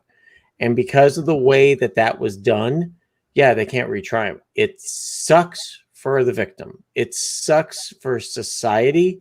It's shit that we can even do that. Giving anybody immunity makes me. I find myself with this subject wanting to say what Hody was saying like last week, where it's just like, if the rules are making you do the wrong thing, then screw the rules, man. Like, thank you. But this gets back to this. Imagine that you're a kid that's being lied to by police. You know what? Whatever you say here, it's not going to be held against you. We promise you. He's the district attorney. He's not going to do anything to you, and he just wants to get to who did it. Well, guess what? He wants to get you. I want that kid to be able to go to the friggin' Supreme Court to get a 9-0 verdict against that asshole DA and cop who lied to the kid who said he was under immunity. Yes, it sucks Bill Cosby got away with that, but I'd rather Bill Cosby get away with it and 1,000 innocent kids get away with it as well. I would take it a step back. It's they should not be allowed to offer immunity, truthfully or not. Go ahead, Lou. I'll let you finish. I say when it's so many people confess to something they didn't do, right, to make deals, things like that. I just think if you nip it in the bud where that's not an option, like giving a confession for immunity in truth or as a lie is just not an option. It's not something they're allowed to say or do. Right. If you can't prove, like if they're not going to admit it and you can't pull the evidence, I don't know what to tell you, but at least we're not putting people in a position to feel like they're under duress to, take a plea deal or make a confession in exchange for something. Like that just has to stop all the way around. That's the only way to avoid all of that. It's complex. I mean, to go back to the court stuff is complicated. Like I understand on one hand, for example, we get mad a lot when rapists get out after like 2 years and we're like, how did this happen? Or, I mean, heck, if you're a white rapist, you get out after 6 months or something like that. 3 months. You get convicted at all? Yeah, right. You guys are getting convicted. Yeah, but that's affluence. Yeah, but go ahead. Right. Danny. But I'm making kind of a snide joke, but the issue is it's like, why does that happen? Okay, well, if you said that the minimum suddenly was 15 years, which is, I think, what most of us would, if you rape somebody, I mean, for those of us who aren't pushing for life sentences, we're like, okay, we'll take a minimum of 15 years, sure. But the problem then is now you get a lot less people confessing. You get a lot less people actually getting convicted. You make it a lot less likely that these things happen at all, especially when these cases are built up on a lot of, especially in rape cases, you're thinking a lot of circumstantial things. And it's hard. Like it is tough to say, believe me, I don't want the prosecutors to have any weapons. I mean, look at what the most weaponized prosecutors do with them. But it is hard for me to say, especially with a case like immunity, to be like, oh, I do want like a lot less people getting convicted for stupid stuff. So go ahead and give, am I okay with drug boy getting immunity so that murder boy gets caught? Yeah, like kind of, but I mean, again, this goes back to my points earlier in the podcast with intellectual property. I'm sure that they will abuse it in some way and intentionally misuse it. There's some, they're looking in right now, especially because it got this far with Bill Cosby, and they're looking at it probably being likely that it was intentional, right? That he was granted that immunity. His lawyers were aware. They're like, all right, let's go through with this thing. What was it intentional? And that's kind of a tinfoil hat type of situation, but it's hard. To go back to the subject of Britney Spears, I feel for her. I think there are times in my life where I've looked at her has she seemed like a nutcase? Yeah. Did she even this week go in front of a court and talk and look like somebody who maybe needed a lot of help in life? Yeah, she did. She looked like somebody who needs some assistance.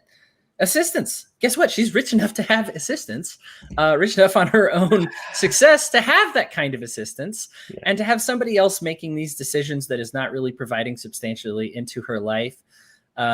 It is bad. I believe her type of conservatorship is illegal in every single state except for California, which is where it's signed in. And there's a good reason for that, because these things are abusive and terrible. And there's also a reason that they had it signed in California, because that's the one place you could be abusive and terrible. Again, you enable a bad person to do bad things with the power of government, and that's what's going to happen. I am with you. Free Britney. Jacob? No, is it my turn to bring something up, or? If you want to talk about Britney, but then it will, you can, or you can just talk about a piece of your mind because you're the last one to go. Yeah, I mean, I think you guys covered Britney and Cosby and all that pretty good. I mean, I don't know if I have anything I really want to bring up tonight of a particular subject. Really, I would have brought up what you brought up, Hody. With the recent drone strikes. I mean, I think maybe I'll just, close out a little banter on just how much I love the conversations that we have here on this podcast. I mean, I think that we have a really great crew that you assembled, Hody, and we all have different backgrounds and perspectives. And, we hop on here, we challenge each other, but we do it with good faith. We learn from each other. And, like just now with the banter on this last subject, I mean, I kind of came in against, like I was kind of taking Lou's side, kind of against Brian. And then Brian made a point, and I'm just like, that's a good point. And I'm like stuck in the middle, and I'm trying to figure this stuff out. But this is why Brian does that to me all the time. But this is why these conversations are so good and so important to have, because this is how we grow. We don't grow sitting in an echo chamber where we only hear the kinds of perspective that, people who already agree with us, who already have our point of view. That doesn't help us to grow, doesn't help us to, at the very least, even if your position doesn't change after you have a conversation with somebody who disagrees with you, it makes you refine your argument and makes you go back and, check things that you might have gotten wrong, consider data you hadn't incorporated into your arguments and worldview before. Going back before where I was talking about emotional hemophiliacs, that's part of this too, where people just aren't able to have conversations without going off the rails and getting upset. And then there's some people that just go, I just don't talk about politics. I just don't talk about this or that, because they've gone the opposite way where they're just apathetic. And we need more of this, where people are passionate and they care about what's going on in the world around them. And I think that's important. But they can do so engaging with people who have different perspectives and, enjoying the fight, but doing it from a place of good faith. I mean, I've been on the Clubhouse app a lot lately. And just earlier this week, I got into a room and found myself in a conversation with 3 anarcho-communists, which was like the most bizarre situation to find myself in. But, instead of it getting hostile and combative, we had like a 2-hour conversation about anarchy and different, libertarian anarchist philosophers and thinkers and ideas throughout history. So it's like, so that's basically all I wanted to say, which is just I love this group of people we got, and really glad that I'm a part of it. Me too. The phrase popped into my head for anarcho-communism. Long live the glorious struggle against myself. Oh, that's clever. Oh, I go ahead, Lou. No, you, Lou. Ladies first. No, I was just gonna say it took me a while too, because I was like, we see the meme all the time, anarcho-communists. Oh, you mean banana octopus? Like, but like I have come to really actually understand and connect with the anarcho-communalist ideology. Yeah. Right. And I think that's where some of that, they're communist, communalist. Yeah. Yeah, that's actually one of them called themselves a communalist or an anarcho-collectivist, and they had different, they changed their title probably 4 times in the conversation that we had. But I think sometimes we do that to test the waters, to see what you connect with and understand. Right. And that's funny how, I mean, honestly, in my head, how much I changed it when I went from anarcho-communist to anarcho-communalist, because communalist makes much more sense. And this is why language gets really important, because if you say, I'm an anarcho-communist, again, all you have is visions of the CCP or the or Soviet Union, and saying, I want to, this glorious struggle of all of us stealing each other's stuff so we can be left alone. But that's where it comes back to on a lot of this. These conversations are great, and I don't mean to dominate, even though my mouth starts going and I'm a sales guy, so I'm going to keep talking until you tell me to shut up. But wait, I can tell you to shut up and that'll work? Yeah. Occasionally. Then I'll tell you 20, and then I'll give you 27 features on why you're wrong. No. No, it's these are the conversations we need to have. I mean, a lot of things that if I look back to 20 years ago, getting right after 9/11, I was thinking about my life actually about that, because now I'm getting old. And looking at the differences and the different political views that I've held since then and now, that doesn't happen if somebody's screaming in my face telling me I'm the worst person on the planet. I've got kids. I already get that on a daily basis. So, it's not a big deal. But it is. That cuts deep. Yeah. I know, doesn't it? But mine are all grown now, so I can just say, get out. But we don't have these discussions when we shut people down, when the right things that should be done. 2 things. Number one, you guys sharpen me, because even though if I end up changing minds on a couple of things, I got to defend it. But 2, if I'm wrong on something, I want to know why I'm wrong, and I want to know why you're right, and how we can find something that maybe I'm not ready to accept yet. So, a social change or something like that. I used to be really against gay marriage. I thought, next thing you're going to do is go and marry a cow. And my buddy said, who's it hurting? And that was like the light bulb that went off in my head. I was like, you're right. Who's it hurting? If the cow can consent, who cares? So, oh my God. honestly, that was, and it sounds stupid, but that was a light bulb moment for me. It was like, wait a minute, they're consenting adults. Who gives a bleep? Now, this was probably, 8-9 years ago when Hillary Clinton was saying marriage is between a man and a woman, and Barack Obama said the same thing, but it's been conveniently forgotten over history. Thank you very much. But those are the things that without those conversations, we're all locked into our little positions until we can either get forced to change, which is a terrible way to do it, or until society catches up. And things that I never thought would be legal in my lifetime: gay marriage, marijuana legalization, drug legalization.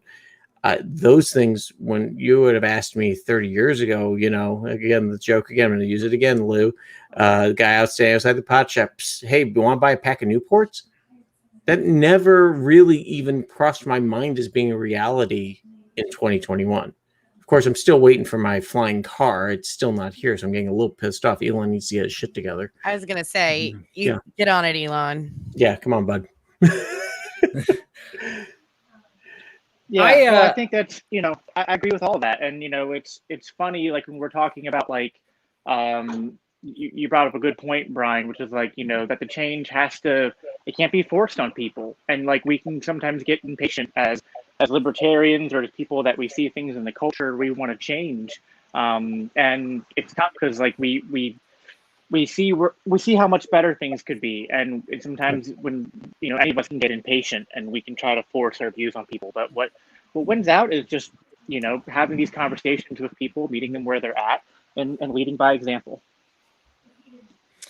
Yeah, the inspiration behind this show was founded based on an audience request to the We're Libertarians Network. Somebody said, I am looking for a show where kind of left and right and center libertarians can come together and discuss their ideas, so I can get an idea of where they stand on a variety of issues.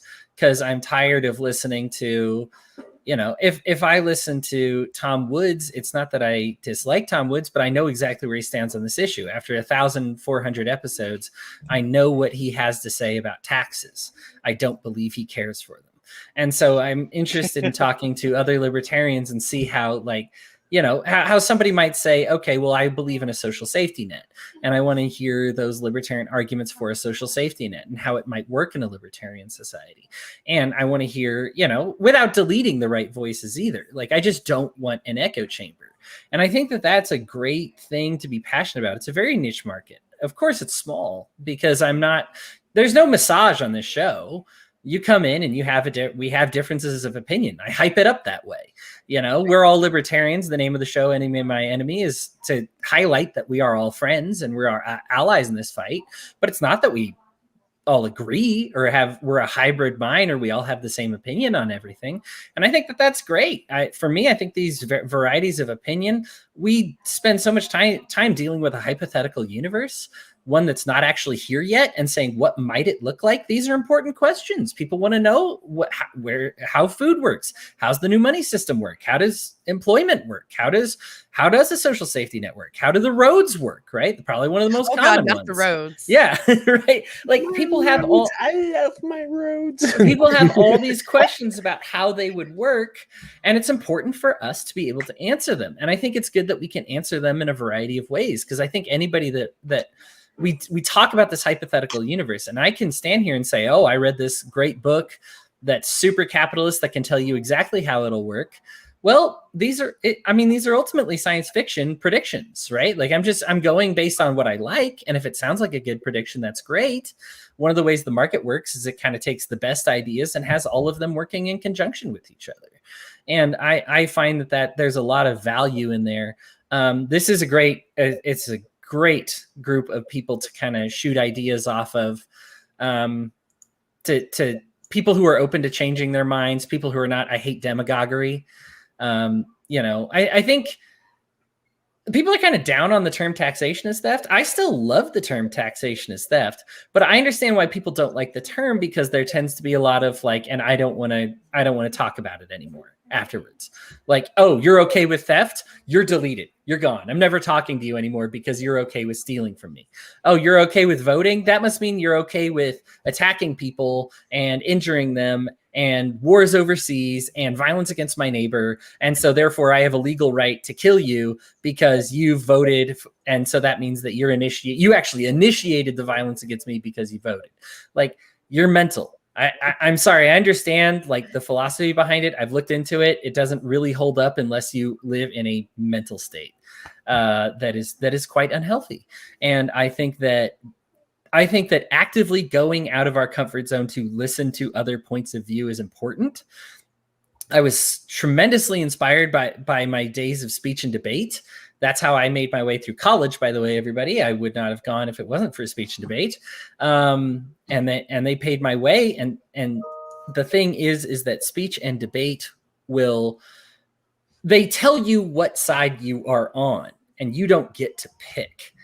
And so I had to be good at every side of every issue. And if I ended up using nothing but ad hominems or straw mans against a certain side, straw men, straw people against a certain side. Yeah. Straw folk. If I ended up using a lot of straw folk against one side or another, I was like, you know what? I need to beef up this position until it makes sense. This is a rule in communication. If you go to like couples therapy, what do they tell you? I want you to communicate your spouse's problem in a way that makes them say, yes, that's exactly the problem. Right? Like you've hit the nail on the head. Because most of the time we trivialize, right? We say, oh, that's your problem. It's your problem. It's a small deal. It's a small deal. And yeah, I don't care for that. That's why I was inspired by the show. That's why I love the show. That's why the show is doing so darn amazing in the downloads department and getting shared. And we're increasing popularity every week. And couldn't do it without my wonderful hosts and co-hosts. And we really are all a big family here. And some way or another, I got to find a way to split this advertising revenue 14 different ways, but we'll work on that later. I want my pennies. No. Right. I gotta give everybody a nickel or tell them, hey, next time you go to Chuck E. Cheese, here's a token. One of those games is on me. Yeah. Wait, I thought it'd be what is it? Great, Dave and Buster's. Oh yeah, Dave and Buster's went there just yesterday. I'll take Dave and Buster's. As long as they've got skee ball, I am a happy girl. Oh yeah. That and table hockey, air hockey. They have both. Okay, they have both, and thankfully lightening up on the social restrictions, so we're all able to. All the games were back open, and I was able to lick every single puck on the air hockey table, and just as it should. Well, wait a minute, you actually licked the. Oh, that explains why. Okay. I wanted a little. Now friction. we know more about Hody than we wanted to. I was trying to get an edge in my game, but yeah. But yeah, thank you so much for saying that, Jacob. I really do appreciate it. It's been an amazing show. It takes a lot of everybody's time every week, and but it's a great feeling. I love the chats that we have. I know they get heated a lot, and as it should be. Whenever, I mean, yes, these are opinions, but there's a reason we're passionate about our opinions. Like I've got, because we're right about our opinions, of course. But yeah, that's that. Well, Everybody, you can gain make the testimony that your show brought me and Archie Flowers into the same sphere, and to be able to have civil discourse. So I mean, I think that's an achievement that you can Occasionally, mom and dad here have to smack you around a bit. Hey, you. Yeah. Well, no, thank you. Thank you for that. No, and I appreciate that too. I think, and unfortunately, I think, especially with libertarians, voices that we get along with sometimes don't get along with each other. A lot of people are just like, I've had nothing but good experiences with so-and-so. And then it's like, oh, geez, I have that person on my block list. It's all personal opinion. I am the first person to be guilty about befriending divisive people that I, for whatever reason, wasn't aware they were divisive until way after I should have realized it, because they were always civil with me. And but so that's damn nice. That's why. And people would be surprised at the size of my block list at this point, because a lot of people, you have a lot of people blocked that I don't have blocked that I'm still friends with. Or you know what? The funny thing is, the only people I block are the people that follow me, because I figure if you're following me on Twitter for some stupid reason, you're probably a bot. So I've just blocked you. So don't follow Brian if you want to hear more about what he has to say. That's a good key to getting blocked. No, it's I think my block. I definitely don't deal well when people don't deal with each other well. So I think I said this on the show, I think like a week ago, and I was trying to think of it. I said that like 90% of the people that I have blocked, really, it's less about their anger towards me and more about their anger towards other people that I also consider friends. And I'm fine with having a decent rage, to be like, I've had a bad experience with that person, But I think I draw the line at you need to also have a bad experience with this person as well. Otherwise, you can't be my friend anymore. Or otherwise, we're fighting, or you're an idiot if you don't see that friend in the way that I see that friend. And that's social media drama to the core. And I don't have time for it. There's too many great things to do. Like this podcast. Anyhow, everybody, thank you so much for joining. I really appreciate that.